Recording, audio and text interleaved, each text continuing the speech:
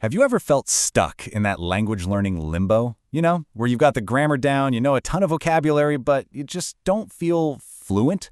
Well, if that's you, you're in the right place. Today, we're going to talk about making that huge leap from just knowing a language to actually living in it. So let's just get right to it. What is the real difference? I mean, really? Because it's not just about cramming more words into your brain. It's a much deeper shift. It's about fundamentally changing how you see and process the entire world around you. And that shift, well, it's a journey. It starts inside your head with how you think, and it ends with the words that come out of your mouth. We're going to break this down into 3 parts. First, we'll rewire your brain. Second, we'll work on your speech. And finally, we'll look at the common traps everyone falls into. Ready? Let's dive in. All right, Act 1, think like a native.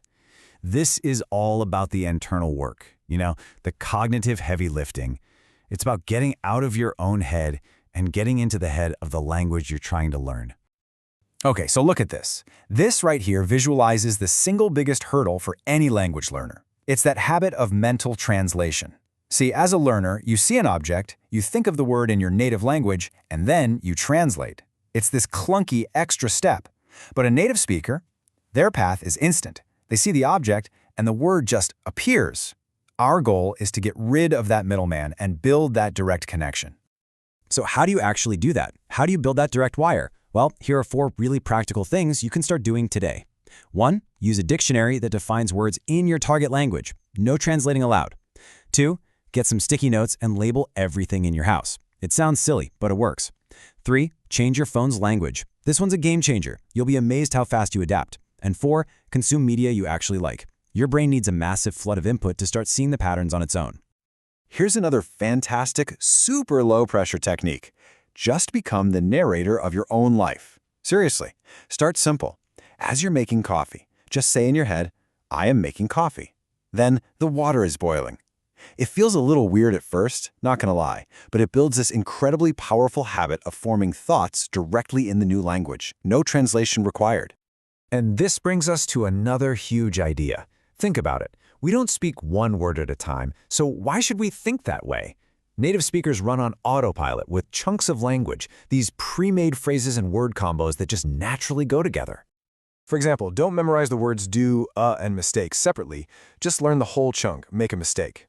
It's not just faster, it's how the language actually works. Learning in these chunks is like a secret shortcut to sounding way more natural, way faster. So, let's move on to Act 2. Now that we've been working on the internal wiring, let's focus on the outside stuff. How you actually sound when you open your mouth to speak. Okay, we absolutely have to talk about something called prosody. Honestly, this might be even more important than having perfect grammar. Prosody is the music of a language. It's the rhythm, the intonation, the stress, the flow. It's what makes speech sound real and authentic. Let me just show you what I mean. Listen closely to the emphasis here. I didn't steal your money. By stressing the word your, what am I really saying?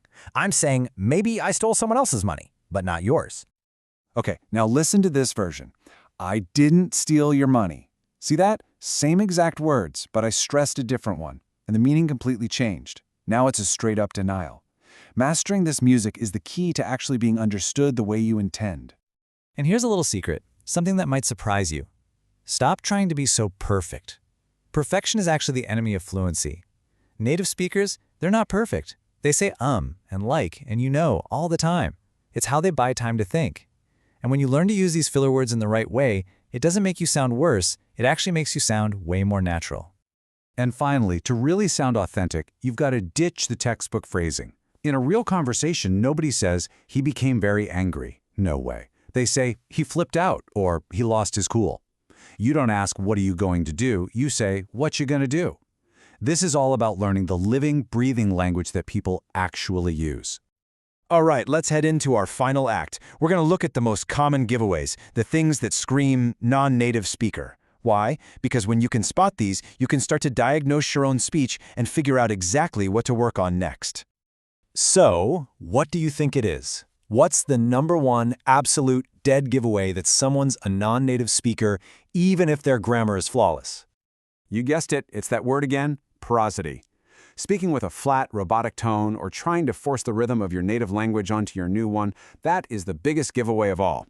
Your accent could be perfect, but if the music is wrong, you'll immediately sound like you're reading from a script. Another huge one is unnatural word choice, what we call incorrect collocations. These are words that, well, they just don't hang out together. We don't make a photo, right? We take a photo.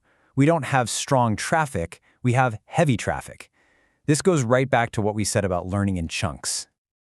And oh man, here's that ghost of the translation habit coming back to haunt us again. When you directly translate a phrase or an idiom from your native language, you get stuff that just sounds off. A Spanish speaker might say it has sense, but in English, we'd say it makes sense. It's a small difference, but it's a dead giveaway. And of course, there are plenty of others to watch out for. Being too formal and avoiding contractions like won't. Or those awkward pauses where you can almost see the loading icon spinning in someone's head. Getting those tricky little prepositions wrong. And a big one, not quite picking up on things like sarcasm or jokes. All of these are just signs that you're still on the path. Okay, we have covered a lot of ground. We've talked about the internal mindset, the external speech, and all the common pitfalls. So let's bring it all home and boil it down to a clear path forward for you. When you really get down to it, it all comes back to these 3 core actions. If you focus on just these 3 things, you will see massive improvement. Number 1, think directly. Break that translation habit for good. Number 2, copy the music. Mimic the prosody of native speakers. And number 3, learn in chunks, not just single, lonely words. Ultimately, moving beyond just the words on a page is a choice. It's a choice to immerse yourself, to mimic, and to embrace the real kind of messy, living version of a language. So the question I'll leave you with is this. You've learned the words. Are you ready to live the language?